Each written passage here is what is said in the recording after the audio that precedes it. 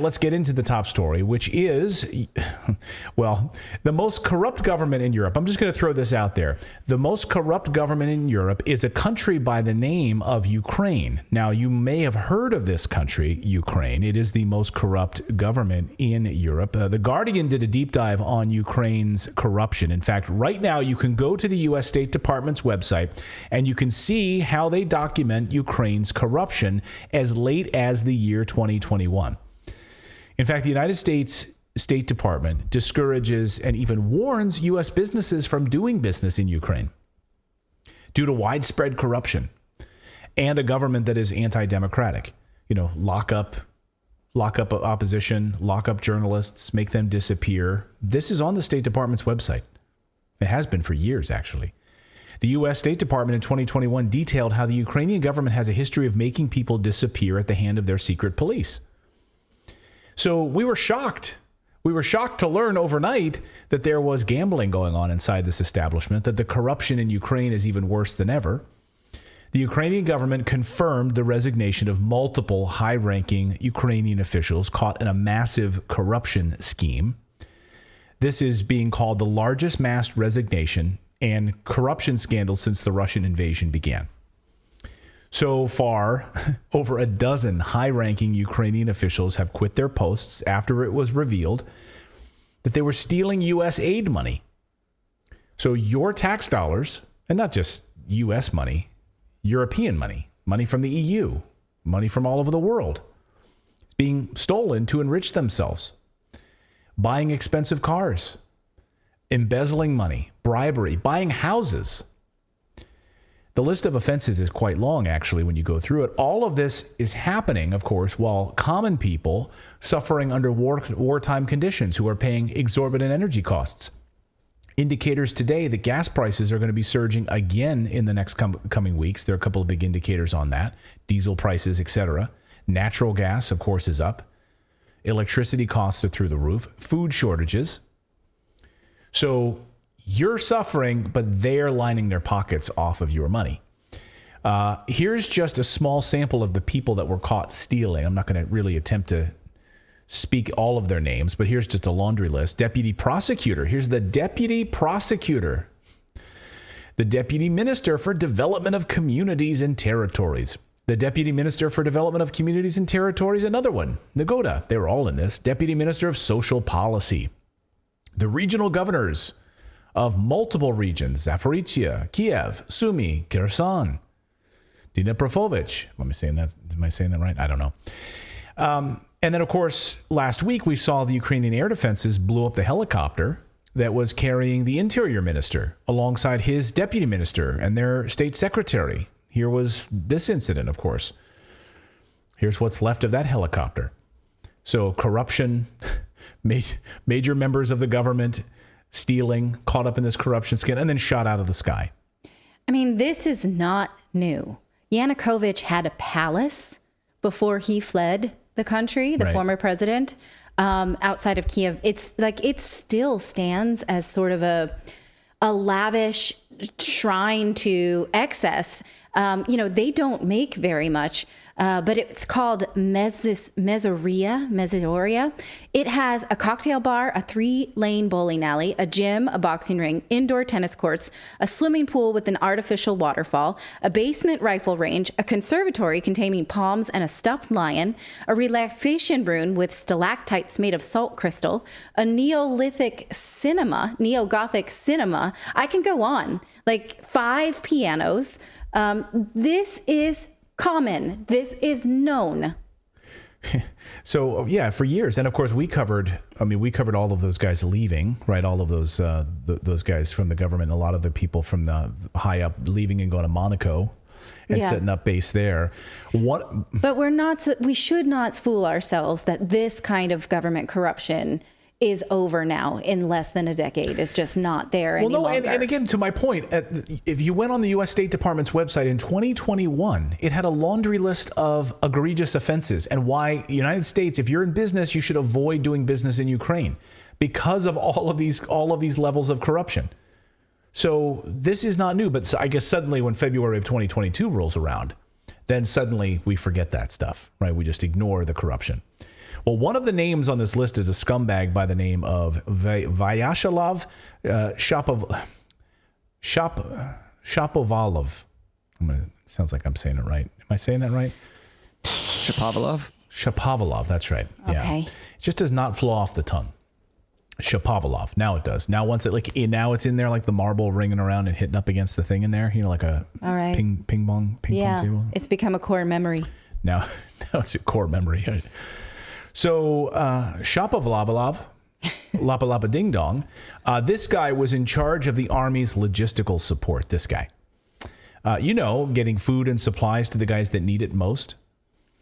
Instead of that, though, he was lining his pockets by charging the United States inflated prices for food rations and then pocketing the rest, the difference. So, this MRE, this meal ready to eat, actually costs $2, but he's charging $6 and then pocketing the difference.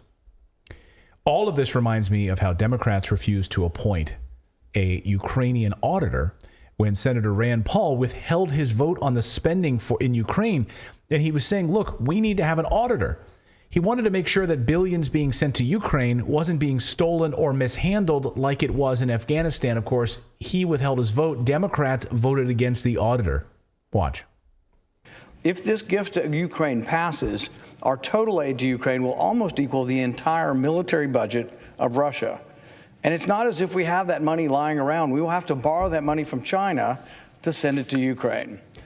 The cost of this package we are voting on today is more than the U.S. spent during the first year of the U.S. conflict in Afghanistan. Congress authorized force, and the president sent troops into the conflict. The same cannot be said of Ukraine. This proposal towers over domestic priorities as well.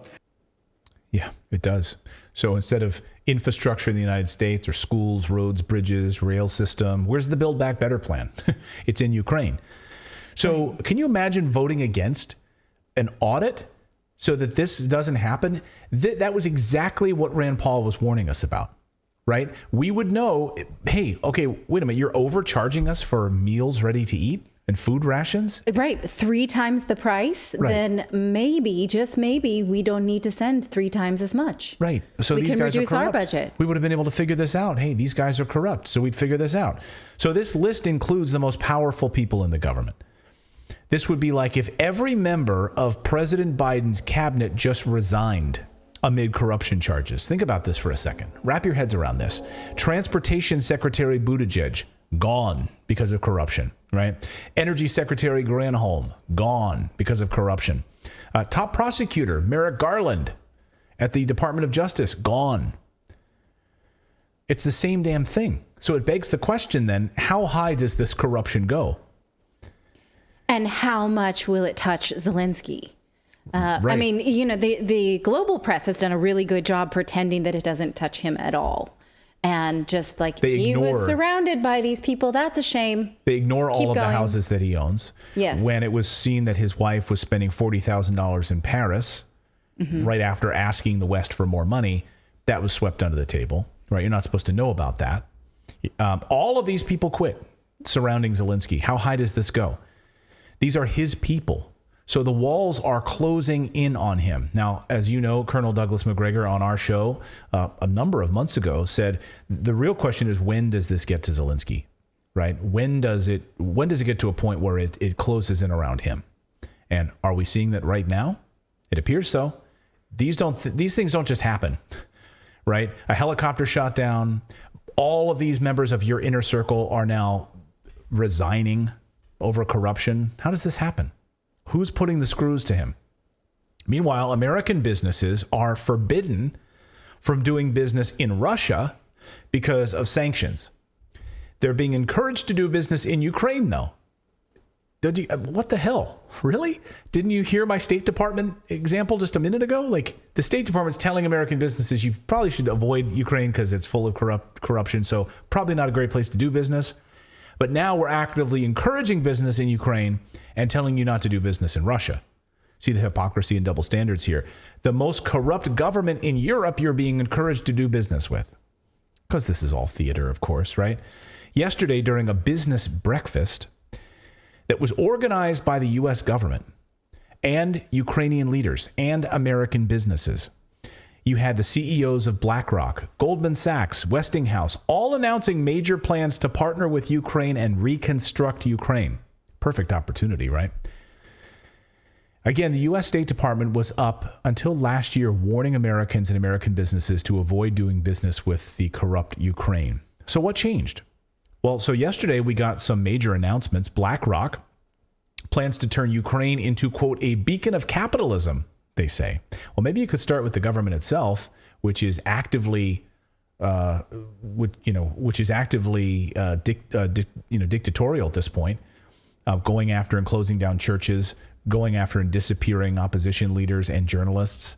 Capitalistic? You're going to make this a beacon of capitalism? And Goldman Sachs says that Ukraine's reconstruction will offer, quote, good economic incentives for real return and investment. Here's how the Washington Post framed it this morning. At the same breakfast session, Larry Fink, CEO of BlackRock, the world's largest asset manager, spoke of his plans to help coordinate billions of dollars worth of reconstruction financing for Ukraine, saying he hoped the initiative would also turn the country into a beacon of capitalism.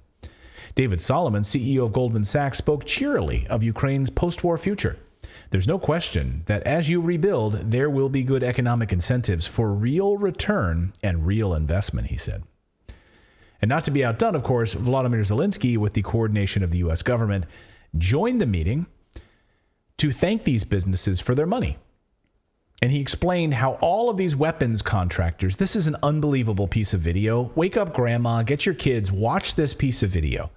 They have to pinch yourself to see what he says. He explained how all of these weapons contractors are able to use Ukraine to make massive profits. Come to Ukraine, you will benefit. Weapons contractors, everything. Ukraine will be your breadbasket. Watch.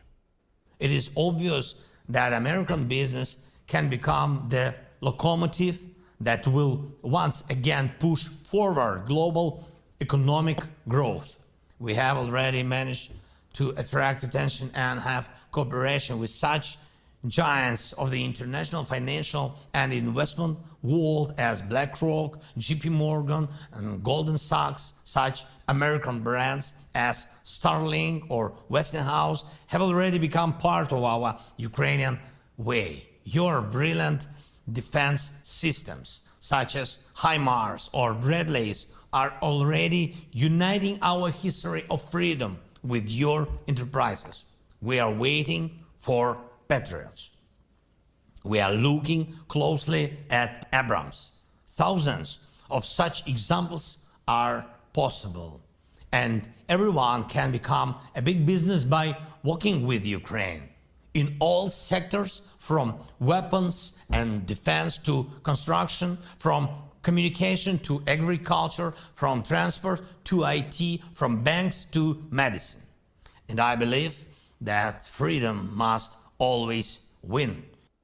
It's like a creepier version of like an Epcot ride. Like, yeah, the future of tomorrow.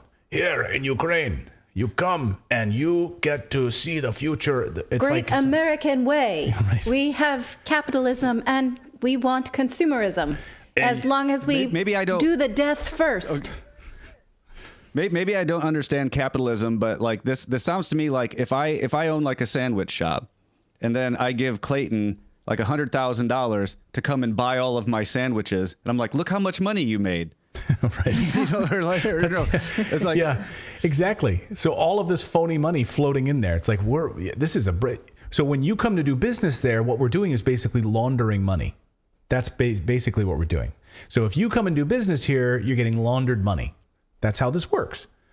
I like your American weapons. Which will then line the pockets of the worst people imaginable. Yeah. Are we to believe that he is then going to replace these with adults, upstanding adults in the room who are actually going to manage any aid that comes in? No, it's what actually a YouTube commenter on one of our videos recently said. It's a kakistocracy. Have you heard this? Kakistocracy is a government run by the worst people. Like kakistocracy. Kakistocracy. And yeah, that's what we're supporting at this point. Your American weapons, and I enjoy your American M&Ms. We have bowls of American M&Ms all around office here in Kyiv. So bring your candies. I love your American M&Ms. Kit Kat, bring those as well. So we are a breadbasket for capitalism. Now, according to the AP, so this is amazing because, yesterday we saw the United States has announced that it's going to send 31 Abrams tanks to Ukraine. And of course, these will be destroyed very quickly. And of course, just a short time ago, we did get confirmation of about 100 different Leopard tanks coming from Poland, through Poland. Now, these are older Leopard tanks. These aren't the new ones that Germany's about to send, which we'll get to in the next segment. So we learned yesterday that the war in Ukraine is finally starting to pay off big time for some of these American weapons companies like Raytheon and Lockheed Martin. They posted stunning quarterly earnings yesterday. So here's how the Daily Caller puts it. The war in Ukraine is finally starting to pay off for big defense contractors. Oh, good. I mean, fortune favors the bold, you know. We were worried about these guys, right? Lockheed reported quarterly sales of $19 billion. 3% above internal forecasts, netting 1.9 million in profit billion in profit compared to 2.05 billion the prior year. Raytheon earned 1.4 billion in the fourth quarter of 2022 compared to 685 million in the same period in 2021. With sales skyrocketing nearly 6% to 18 billion, results that beat Wall Street expectations. By the way, who's the Wall Street analyst that got that wrong? We're like in multiple wars around the world. We're in Yemen. We're in Somalia. We're in Syria. We're leveling Ukraine, destroying Ukraine, sending weapon after weapon after weapon. How does a Wall Street analyst get that wrong? I think they're doing that on purpose. Downplaying it? Yeah, to make it not seem like it's profitable. I wish we could like just bypass the middleman and just take our tax dollars and give it directly to the defense contractors, right, and avoid the killing people in the middle part. Because I mean, that's ultimately what we're doing. We're sending them money to buy weapons from us. Right. Like that's, can we just have a stipend? That's the part that doesn't make sense. Like we'll just pay you. We'll pay you, but not to kill people. Like we'll just, okay, you can have our money, but we really don't want you killing any more people. That's really at the end of the day what we want. That's what this show is all about. We're vehemently anti-war on this show. Now, Lockheed and Raytheon make up the lion's share of contracts associated with the $27 billion in U.S. security assistance that's been committed there. Starting 11 months ago. So the remaining, we just got Boeing earnings today, which actually were not that good, but unrelated really to Ukraine. General Dynamics, Northrop Grumman, we'll see that on tomorrow's results tomorrow from Northrop Grumman. So I'm sure these weapons contractors, anything they're able to funnel into Ukraine. And we also heard on the earnings call from Lockheed Martin and Raytheon, they're like, we're doing great. Like we're really amping things up. So we're having a fun time. Yeah, everything's great. We're doing really, really great in Ukraine. Thank you so much for watching this segment here at Redacted. We are live every day at 4 p.m. Eastern Time, trying to share the stories that the mainstream media will not cover. You should also come over and join our community of Redacted Rebels over at redacted.inc. That's our private locals community where we can share exclusive content that we simply cannot share here on YouTube. Come over and join the rebellion together right now by going to redacted.inc. We'll see you next time.